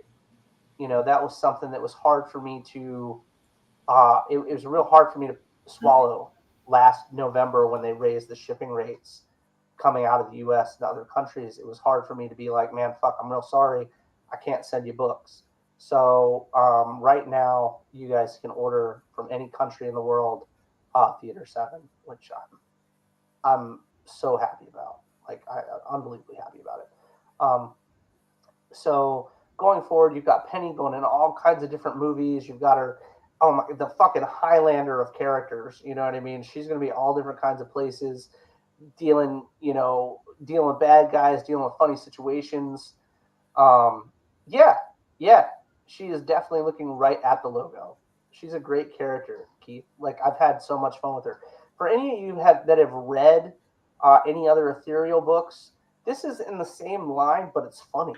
Like, it's funny. And Devin is a master at pages. And to be able to give you guys a product from such a talented team, like all our teams are incredibly talented, but to be able to bring you guys a team like this was beyond my expectations at this point in time in my career. So I'm very grateful to both those gentlemen. Very, very grateful that they both love the product. You know what I mean? Like, Dan is all about the product, loves the product, Yeah, man, I appreciate that, Joe. We try to make sure everybody feels and sees what they want. And I talk a fucking lot. You know what I mean? Like, I get on a harangue. Like, Lee's like, does that motherfucker breathe? And I'm just like, no, it's like I put this little like thing back here and just talks fucking for me. I don't even have to like take in oxygen. It's soothing, mate. It's soothing. It puts my ass to sleep. Voice of an angel, brother. Yeah. Sweet Jesus and all that stuff. You know what I mean? Yeah. Makes me laugh. There you go. No, I always greatly admire your enthusiasm, my friend. Oh, I feel like I got in trouble. What happened? Jeff wants to talk to you about your original cover art. Oh. Yeah. Hey, man, Keith has heard me croon drunk as shit. So, Thank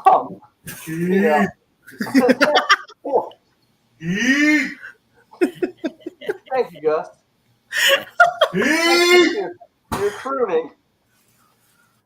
Well, look, there you go. Thank you, Jeff. I appreciate you, brother. Thanks for the support, man. That's my favorite side. I have some good ones. I have some good sides. I don't really have a posterior, so you got to stay around to the front side to get all the best of me. Because the other end, I really don't have anything going for me. So it's like, yeah, I work with what I got. I handle it. I'm all right. Excuse me. But I do want to thank all you guys. So what's going to happen tonight is I'm going to go in and look at all the people that were here hanging out with us. And then I'll also go into the first 50 backers, and we'll shift through it and we'll do a randomizer and we'll figure out who gets this free stuff. Not only am I going to give away the 2 pieces of art, the one from Devin and the one original art piece, I'll give away some keys for digitals, and I'm going to give away a couple copies of the listener. Because, like I said, the trade paperback is out now. So going to shows, you guys will be able to get the trade paperback, and you're not going to have to, hit me up for, a bajillion copies of the listener to get the whole story.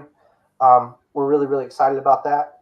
So one thing for you guys as well, if you haven't caught up on books or you're looking for books, you can go to, I think I've got it on here. Let's see. I do have it on here. You can go to that cool website right there, and you can pick up anything that you may be missing from Ethereal up to issue 4 of the listener. You can also pick up season 1's pillows there, which I do have one of them behind me. I think I have one. Hold on. I do have one of the pillows behind me. The pillows are so good. This is our test pillow. We use this pillow to show people what the pillows look like all the time. They're great. They're huge. We love the pillows. I gotta get used to the screen. The screen's so big. It's like a 40-inch screen. So it's like big old pillow, awesome pillow. One cool addition to our pillows is you can add implants to our pillows. And the implants will fit any of the cases you order from any of the seasons. So if you ordered a pillow and you got your implants, it was like $325. That's because they're real fucking silicone implants and they look like real boobs. So you order at $325, then you're like, man, there's a new pillowcase out. I want to hop on that. Hop on if you want to. But if you hop on the new pillowcase, it fits right over. You guys can trade those out anytime you want. Season 1 will be gone as of next month. When we drop BGD 3, Season 2 pillows are coming out. Really, really excited about that. And I just got another. Oh my gosh, we are getting all kinds of beautiful stuff from Devin. Hold up. Keith, you want to let you have the reins again for a minute? Because holy cow. Devin, these are beautiful, dude. What's he doing sitting in there? Like just banging out pages, man? Oh, they're beautiful. Like he's just shooting pinups to me. They're absolutely beautiful. Yeah. I'm a big fan. Come on, chuck them up. We all want to see some Devin Massey stuff. I'm about to. Yeah. If you want, or you need to do, if you want to do some kind of thing with me on the pillows, man, I'll help you out. We'll work on that. Like I said, the season ends next month. But one cool thing that we're doing for people that have been fans or stuck with us for a while is, you accrue time. We're keeping up with stuff like that. You accrue time. But if you've been with us for 6 months or more, you can snag yourself. You can snag yourself some stuff you may not have reached out and got to before. I was showing him my pillow, and he was critiquing. I love his pillows. His pillows. Can I show? Go. Look at how beautiful that shit is. We've not done a sideways one before, guys, so this is really, really cool. And that's part of the fall pillow set. That'll be season 3. Really, so we got pumpkins and football being represented. Love it, right? Love it. Really, really excited about it. I can't wait. Next month's season is the summer season, so you guys are getting Agent C on the glass. She's all sweaty and stuff. We love her to pieces. And then you've got a Maya. There, the pillows. Gus pillows. Oh man, that's my Superman right there. That's what I'm talking about. I'm about that life. Body of a Greek god, mate. I'm telling you. I think I'm gonna have to probably trying to get my attention, and I'm all like, "Ooh, there's food. Ooh, naked man in pajama bottoms." We're also going to be doing some fun stuff. Like I said, more giveaways and stuff like that throughout the year. Here's another cool one. This one is adorable. Devin, Jesus, bro. This is super cute. Like, just silly how cute that is. I absolutely love that. But we'll be doing all kinds of fun stuff. Like I said, the new season of pillows, the new book. Just keep in mind, like I said, this is all set up so you guys start getting a book a month. So it's a literal release every month. If you ordered out of previews, like I mentioned before, if you've ever owned a store, been in a shop, ordered anything like that out of the actual book itself, you know that it's a 3-month process. So we try to do the 3 months so that in case any, God forbid, some craziness happens, you guys still get your books on time. You know what I mean? And with all the stuff going on in the world right now, I think it's a comfortable bet to use that 3-month period. And I think that's safe. So just look at it like a pre-order. Don't look at it like a Kickstarter because the shit's already done. Look at it like a pre-order. Hey, look. Whoa, fuck. I get my badass new story. Yeah, every month. Just hop on there, snag your shit, and you get awesome stuff. Like I mentioned, the cards are coming out. We got new pillows coming out. The hardback art book is coming out, which is great. That'll be out in December, if I'm not mistaken. November, December, one of them. And that'll be every ethereal cover. Like holy balls, April. Every ethereal cover that we've ever done will be in this art book. Like, what the shit? I'm so excited about it. It's only going to have 1 or 2 covers, guys, so you guys don't have to be like, oh, I got to chase covers. You don't. It's only going to have 1 or 2. Beautiful hardbound art book. That's going to be great. And then the Christmas storybook, guys.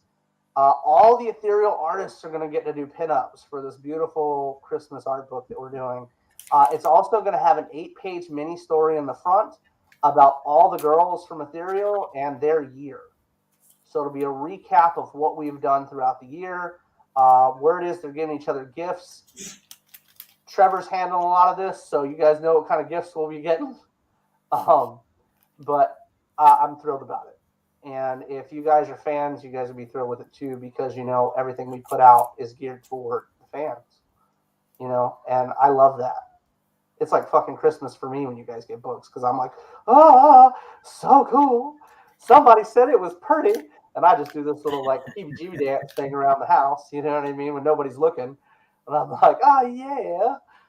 So it's a phenomenal feeling. Is it like the Conan O'Brien cutting the string thing? Absolutely, dude. Yes. It's like you're just like, and it doesn't even matter what you're wearing. Like at the end of the Kickstarter, I'll wake up and I'm like, oh shit, oh fuck, it's time to get down. You know what I mean? And I'm like, the next one starts Friday. Oh shit, I better make sure I fucking get up. I got shit to do. I can't lay here for very long. And then that fucking computer fucking monitor died this morning. I was like, oh, dude, that shit's no joke. I about had a fucking coronary. I walked in here and I was like clicking the button and I was like, I got work to do. The kids are all, You went and bought a 40-inch monitor? Yes, absolutely. So at that point, why didn't you just plug it into your TV? So, all right. So this is how this works. I have a 70-inch TV in the living room that is up high. I can't plug my shit into. Then I have the 60-inch in the bedroom that's on a slanted wall that I can't plug my shit into. It's like 14 feet in the fucking air. So then I have the fucking projector in here that's like a whole wall, and I can't. Oh my god, I'm not that skilled to climb up the fucking ceiling and plug all the shit into the ceiling and all that jazz. So then I was like, well, I'm just going to run to goddamn Walmart and buy myself a new fucking shit.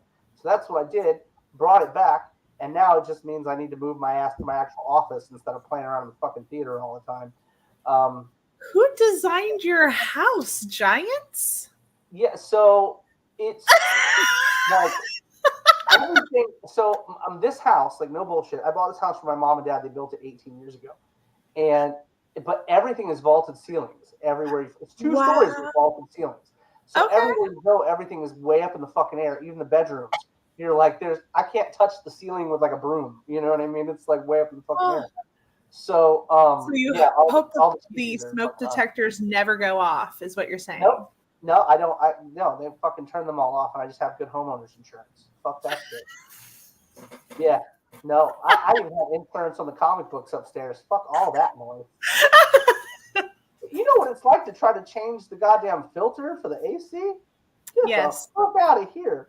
No, I hire somebody. Hey, guy next door with the fucking 50-foot ladder. Why don't you come in here and fucking, oh man. And you know what? He's an Ethereal fan. So I'm just like, hey, bro, I'll sign you a couple issues if you fucking fix that shit up there for me. And he's like, right on. I'm about that shit. And I'm like, yeah. Whoa. I'll just keep going to hockey games with that guy, and I'll keep getting my fucking filters changed. Hell yeah. You got a 90-day plan going on. Hey, man, look here. If we're going to stay ahead of the curve, look, I have, right now, guys, we have 38 incredible teammates. 30 fucking 8 incredible teammates. If I'm going to stay ahead of all these amazing people, I literally have to stay 3 and 4 months ahead. So, like right now, I live off fucking sticky notes. That's my life story. But I feel like next year, I've told everybody. I live off of artist tape notes that go right onto my desk. See? You know what I'm talking about. So next year, I get an assistant. That's my goal. Like I've got all these short-term goals, long-term goals. If you've ever owned a business, you know the business plan, how it works. You've got your goals, your victories, your losses, whatever. But every time I set goals that are reasonable for myself, and I set them that are reasonable for the team, so we can be able to grow and continue to give you guys good content at a great rate. Because if I ask for too much, it's not possible. You know what I mean? If I ask for too little, I'm behind. So we have to, like right now, I write every day. Like I write every day for hours every day. And I love it. I absolutely love it. I love being able to take you guys in our worlds and show you guys beautiful things. You know what I mean? And Beautiful bottoms as well. You know what I mean? We like to put those in there too. But there's all kinds of other stuff going on, from your gory fight scenes to your epiphanies. I love writing epiphanies. I think they're so much fun because, like, in the listener was like the most mind fuckery thing in the world. But the scary thing about the listener was all the scary shit happened. You know what I mean? So it's whatever. You know, we have a good time with it. Yeah, you know, I mean, reasonable goals, crazy talk. Everything I talk about is fucking crazy talk. You know what I mean? Team ass. At least you didn't say Team Swamp Ass. Why is it so hot right now? Dude, I'm literally like, what the fuck? Lee lives in fucking Satan's armpit over there. He's like burning up all the time. Man, it's supposed to be like humid and rainy in Houston, and we're like in a drought. This is bullshit. For that, I could have stayed in Phoenix. Oh man, Phoenix was so much fun. Phoenix is a beautiful place. A beautiful. I've never been. So if you guys have never done Phoenix Fan Fusion, you need to do it. It's fucking phenomenal. You know, it's like the sweetest people, the absolute sweetest people. You know, everything they're doing for the community, you know what I mean, is phenomenal. You know, just the nicest cats hanging out. You know what I mean? And why is it that everybody in my circle lives in fucking Phoenix? I'm still trying to figure that shit out. Phoenix is the mecca. It's like the place that everybody went to because, one, it was cheap, and two, like it's just warm all year round. So there's, you know, no big deal. But since I don't know, this whole like, it's not the same the last couple of years. One, because I'm not there, and two, it just got really, really expensive, really, really, really, really fast. And so I don't know if everybody's going to be able to maintain that real cool vibe, because they've got like Phoenix has like Friday night art walks. Mesa does third Monday or Tuesday or something art walks. Yeah. And so the entire town, the entire city is really art infused. You got a lot of like art colleges there. I mean, everybody is there. Coffin Comics is there. Jesse James is based out of there. I don't know. It's just there's just so much there, and we all kind of came up the ranks together. Yeah. I don't know, just something really magical about that place. So, well, you know, like, it's very pretty, which blew my mind. Like I lived in Jacksonville, Florida. Everybody's talking about, you know about living in Florida, it's hot. Yeah, it's fucking hot as balls. But at the same time, you have the water there, which makes their water in the air, which makes it cooler there. It's not a dry heat. Mm-hmm. Tennessee is a dry heat. Phoenix was the driest place I've ever been in my entire life. I've been everywhere in Florida. I've lived just about everywhere in Florida. Phoenix is the driest place I've ever been, but the prettiest downtown I've ever been in. Like you can walk around downtown and just be like, this is the coolest thing in the world. It's just the prettiest shit. Versus walking around in Jacksonville where you're going to get mugged every time you turn around. You know what I mean? But you know, and your football team's not real flash either, mate. So that'd just add to the woes. You know? 3 years ago, we were driving from Phoenix while we were on vacation or whatever in January, whatever, like that mid-time. There was a big snowstorm that came through. So as we're leaving Phoenix, going through Tucson, we hit a snowstorm. I have never seen anything more beautiful than seeing snow on saguaro cactuses with all the red rock and everything. Yeah. I can't even imagine. Gorgeous. We almost died.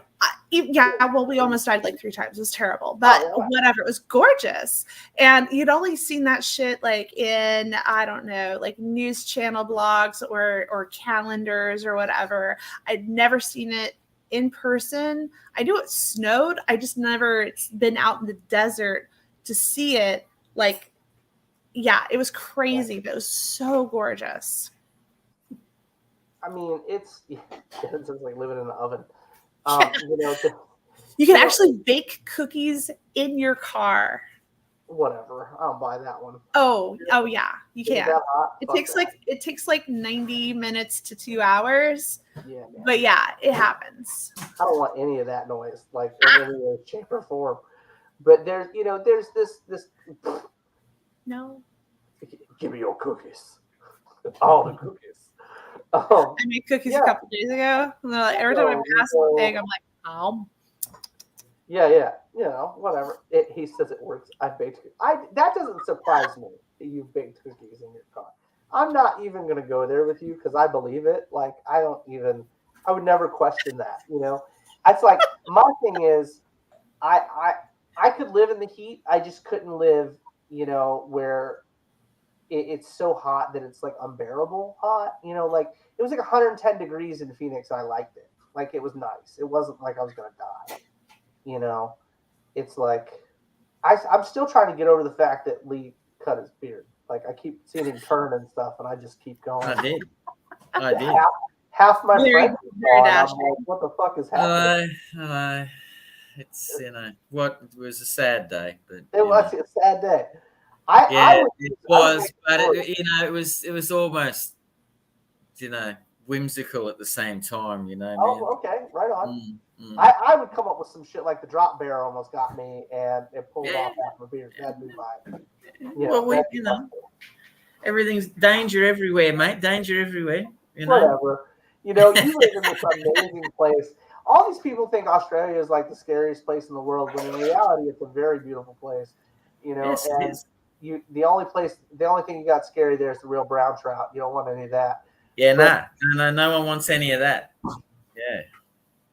Yeah. No one wants any of that. We're not talking about brown trout. You can Google that one, April. You can Google that one, mate. It's the deadliest thing that we have. No. I worry when I start Googling. The last time I tried to Google something weird, all of a sudden Instagram and Facebook shut down. I felt real awkward for about 5 hours. Oh no. Yeah, well, I thought I broke the internet because it was during Kinktober, and I was like, what the fuck should I do to my phone? And then Gus is like, I need you to look something up. I'm like, I don't think I can, sir. I don't know. I'm afraid to tell you. It's not working. He's like, oh. Well, that's when, that whole thing, it just really stressful and really awkward in my household for a couple hours. I will be back in about 20 seconds. Hang on. Okay, right on. Well, I have famous last words. Oh my gosh. Well, I have about 10 messages I'm about to answer. So we're going to leave you guys with April for a second. Oh my gosh. Oh, yes, ma'am. How exciting. I'm in charge conditionally. Excellent. We got Gus on standby on deck with a show, I'm sure. I love that. I know. You got chicken wing and all kinds of stuff. Awkward for April. Must be really nice. Well, But yeah, so, oh goodness, all April, all the time. I wish I rated so high. I think you do. I think that I'm pretty awesome, but I am. The only time I'm any sense of authority is when I'm like, stop jumping on the furniture or something like that. Or at least don't jump with pencil while you're jumping on the furniture. Some sense of civility. But yeah. Aw, I love you, Shawnee. You're so amazing. Gus, can I go to Vegas anyway? Oh, I just had to fight a wild New Guinean TC fly off from taking my dog. I'm back. Oh, fantastic. Yeah. Dustin. Gus said if I turn some tricks in order to pay for my ticket, I can come. Well, I mean, if it's not out of your scope, then you do what you do. You do what you do. If it's not out of your scope of things to handle and you're comfortable, you know what I mean? Do your thing. I think I could probably sell the artwork to pay for the ticket, but yeah. I will support you. Oh no, Keith. See, I can't even share that, Keith. That's a dirty comment. I can't even begin to share that. I'm just going to sit my teeth. Just going, You guys laugh. These two are dirty fuckers. Like, I am this innocent individual. And then I get stuck between like April and Keith in the same place. And it's just like awful. Like, I am look, there are only so many Code Yellow moments that one can. No. Code Yellow. Goddamn Code Yellow. Penny's Code Yellow. She's my hero. Penny is Code Yellow. So Code Yellow, for everyone that doesn't know, and now I'm going to make a T-shirt. All right, I'm going to make a T-shirt. But what's funny is it's got to be like blue or some weird other color. That's right. So it'll be like a baby blue with like Code Yellow on the back of it, big ass fucking letters, and then we'll put like Penny under it, like doing something Penny would do. So it's like, oh, sorry, Keith. I don't know, man. But so what Code Yellow was when we were at a show and we were trying to be polite. I don't know. We had just seen, what was it, a burlesque show that had just happened. And like, you don't want to go, oh man, she's like smoking hot. She's like, oh, it's fucking Code Yellow over there. You know what I mean? Like, and it was just like, no one gives a shit if some random trio of fuckers is talking about a Code Yellow. You know what I mean? So if you're ever out in public and somebody goes Code Yellow in your direction, you know, they might think you got a pretty nice thing going on. You know what I'm saying? So that's putting it politely. So Code Yellow, you know what I mean? I got T-shirts in the works right now anyway, so I may as well make a fucking Code Yellow shirt. And I'll put the fucking brand on it and everything. We'll Code Yellow it out. That'll be fucking funny. Because people will ask, you know what I mean? What's Code Yellow? Fuck, smoking hot, you know, whatever. Yeah. I think out here, if you heard someone yell Code Yellow at you, you'd probably think you're about to be tackled by SWAT, mate. You know, like. Still eye-catching. I just thought I'd mention. Don't take me out. Don't. I play nice with everybody, so you know what I mean. It's a. I've got all my. I do. I'm the sweetest person alive. Even the shitty people, I'm still the sweetest person alive. Someday you're gonna wind up having your Will Smith moment. I'm gonna get it on video. I got all that out of my system when I was a kid. All of it out of my system. You keep the comic out of your mouth. Yeah.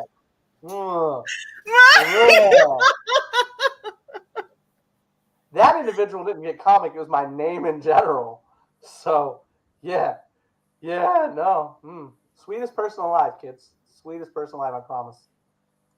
Yep. Everybody knows I am the sweetest. And that's why I come up with sweet characters like Penny. What's going on, Josh? How are you, brother? How's the Kickstarter doing? Oh, goodness. 40 backers were at $2,710. Sweet. Looking wonderful. Master of Coin. I don't know what that means, Wendy. Is that an individual that's the Master of Coin? Like a challenge coin? Maybe. Ooh. Challenge coins are pretty dope. I'd like to do that, man. But everybody's doing these cool ass coins, and they're doing the fucking like poker chips and shit.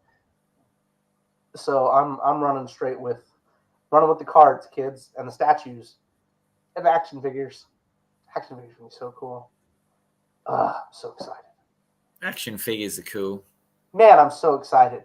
I mean, can you imagine having your own Penny that takes not Penny, but your own Agent C that takes battle damage, and like her shirt flies off because she's got all this battle damage. It's just like, still taking motherfuckers out. Yeah, I mean, thanks, Joe. So it's like everybody that is in the first 50 backers or that's been on the show tonight has a chance to get 2 pieces of original art and or a couple comics.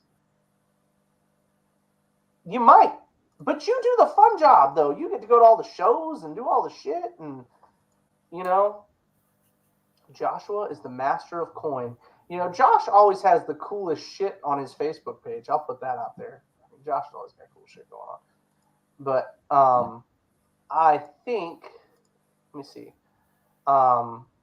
Yeah, I think, guys, we're going to cut it off here because we're almost at 2 hours. Theater 7, Wendy. Yeah, Theater 7. We love Wendy. Theater 7, Wendy, about our good friend Penny, and I'll throw you guys up some awesome cover shots. Oh my gosh, that was so much fun. Sean Forney, guys. He's been with Ethereal for a little bit now, and he's just banging out beautiful covers. Just banging. And then, of course, you've got Trevor Grace, who's awesome. His gracelessness, he's a great dude. He has incredible stuff. The wild cover, the wild variant for this cover is going like fucking bananas. So grab one of those if you guys are into the speculative market, because that one's fucking shooting through the roof right now. Mad fun. Thank you, Shawnee. You're so sweet. So good. So good, Shawnee. I'm so excited. But everybody's got amazing covers. We're also talking a little bit about Underland, which we've shown you guys some colored copies of the covers, or some pages from that. That was Fallen Leaves. Oh, Fallen Leaves. Might be. I was just looking at Underland, which is right here next to it. I was literally just looking at Underland. So good. I'm thrilled with how that book came out. Like, look at the just beautiful stuff, man. So I've at least got my main figure done. I just need to draw the rest of the background stuff, but I gotta get these neon streets done first. Priorities, mate. Hey, the long list sure. of things. Sure. I get that. I feel that. Yeah. But every once in a while, I find myself just kind of like I need to just get that energy out, and so I'll pick up something else that I need to do for Dustin anyway. So I wound up doing the pillow thing, and then I wound up drawing my own like little elf dude. Yeah, so, how cool is he though? Like, that's a cool elf piece, dude. We wound up watching Hellboy 2, and and I was just like, I gotta draw a dude. I don't know. Elf dudes, like our main dude. Like, he's not a main character, but our main dude in the first issue of Fallen Leaves is a dude, and it's mad fun because thank you, Wendy. I appreciate it. I've always thought that elves were beautiful, like absolutely beautiful. Male, female, didn't matter. They're all like whimsical and just magical, and like I would love to be that if I was, 100 pounds slimmer than I am. You know what I mean? I'd probably be the elf guy. Well, mate, apparently you've taken a bet to see you turn up dressed as Penny. So, why not double or nothing and rock up the next week as an elf? There you go. I just cannot wait to see you in pigtails. I know we're going to do a great job. We have to hit 17,000 for me to show up in pigtails. I think we can do it. We've got 3 weeks. I'm fairly certain we can make it happen. Can't wait for that to be unlocked. But, the funny thing is I can't do one of the elves because we have a certain cosplayer with Bailey in their name that's doing an elf for us. And she's agreed to start doing elves going forward for the elf covers. So really, really excited about that. I am not. Whatever. I'm not even. Nope. Sorry about your luck. What's going on, Steph? Yeah, I'm not doing that bullshit. Yeah, I'm definitely not available that Saturday. Yes, I will always be available for that. Always. And I'd like to stipulate now that I have nothing and am no part of that bet. So don't even think that this old fella here is going to fucking partake in any of that. You get to be the elf. Come on. Nita, Wendy, I will find other people to MC that shit with me. It'll be fantastic. Gosh. Oh gosh. I'll go out and buy a whole nother bottle to make it fun. Yes, for sure. Yeah. If I have to brew my own shine, I will make that so fun.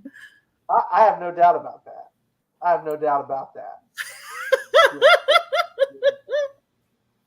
All right, I'm going to go ahead and say goodnight, everybody. Yep. Thank you guys so much for backing Theater 7. You guys are going to be in very fun hands with these two. Bye. See you, champion. Take care. Hang out, April. Bye. I do think we are going to call it the evening, guys. I really appreciate it. Like I said, none of Dustin's y'alls, whatever. All my y'alls. I am going to go through tonight and tomorrow morning, and I'll go through the first 50 backers, and I'll go through everybody that was on with us tonight.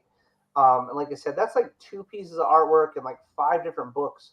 So I'll hook up some folks. I'll figure out how to use that random thingy, and we'll either that or I'll just get Lee to go in and pick them out.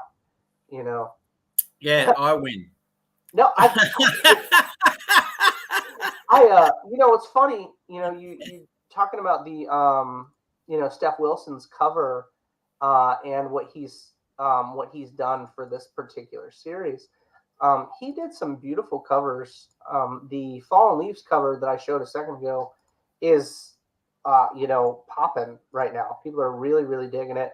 I'm a fan of it. You know, joking with him about backgrounds. That came out beautiful. Like, it came out beautiful. I mean, I can't even. That's a jug band? Really? I just moved to fucking Tennessee like a year and a half ago. A jug band? Jesus. I need one. I fucking live in the mountains. I should start my own jug band. Fucking, you know, hang out and call it like ethereal fucking moonshine or some shit. I was going to say, you're down that moonshine way, eh? Where they disappear up into the mountains for a couple. Where are you going with that giant sack of potatoes? Nowhere. Yeah. And it's motherfuckers' heads that got in my way through my life. Yeah. That's right. Yeah. But we've got another beautiful cover by Stephen Carey, and I'll show you guys real quick while he's in here. Let me see if I can find it. Oh, there we go. Absolutely stunning stuff. I mean, they always bring these amazing, you know, he's got his own style, and it's super fun, guys. The Steph Wilson covers and Carrie Ann covers are beautiful. I love being able to show them to you. Did I show you guys that one? Oh, no. That's Mitch's regular cover for Theater 7. I don't have a JPEG of that, or I'd show it to you guys.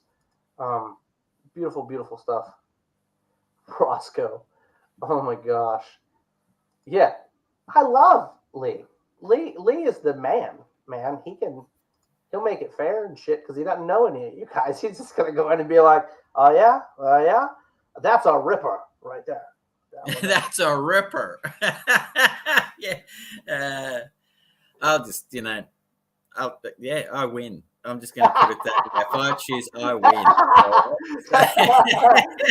I don't want any arguments. I'm just preparing you all now. It's mine. Get all the original artwork. Oh my gosh. Too much fun, guys. Too much fun. Thank you for hanging out with us, though, for real. It's been an incredible experience tonight. Had a great time talking to you guys. It's not Tuesday. It's like fucking Saturday morning, Steph. Actually, it's just hit 12 o'clock, mate. So lunchtime. Yeah. So lunchtime over there, bedtime over here almost. But we do appreciate you guys hanging with us and shooting the shit.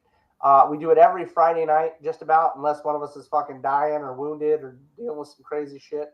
But we try to do it every Friday night. Thank you so very much for backing the book. Thank you, Shawnee. Thank you so much, Devin, for you and Mitch for hanging out with us. And you know, we're just trying to bring you. What did we say the other day, Steph Wilson? What did we say? It's great comics coming from great people. You know what I mean? That's a slogan that should probably stick around. You know, or as a good friend Gwen would say, Google shit. I still don't know what the fuck that means, but Gwen's been saying it for like 3 weeks. Google shit. So I'm about that. I'm really glad you did, man. I'm so glad you guys had fun. But we are going to cut out again, guys. Thank you so very much. Look forward to an email from us. It should be fun, or a message, some kind of fucking contact from me for sure. And we'll holler at you guys soon. Thanks again for hanging out. You know, we appreciate you. Be good. Next time I'll let fucking Lee talk more. I swear to God. No, you won't. No, y'all be good.